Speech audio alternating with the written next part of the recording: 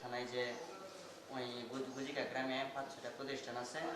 এই প্রতিষ্ঠানে হাফিজিয়া মাদ্রাসা আছে, সুন্নিয়া কাদরিয়া মাদ্রাসা আছে, সঙ্গে একটা মসজিদ আছে, মহিলা মাদ্রাসা আছে।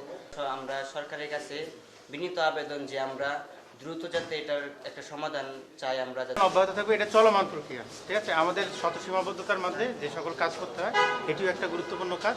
এটি চলমান প্রক্রিয়া। আপনি গত পরশুদিন দেখেছেন যে ময়মনসিংহ সদরে আমরা অভিযান পরিচালনা করেছি। এ মাসে আরও কয়েকটি উপজেলায় আমরা অভিযান পরিচালনা করব। এটা আমরা রুটিন করেছি, আমরা রুটিন অনুযায়ী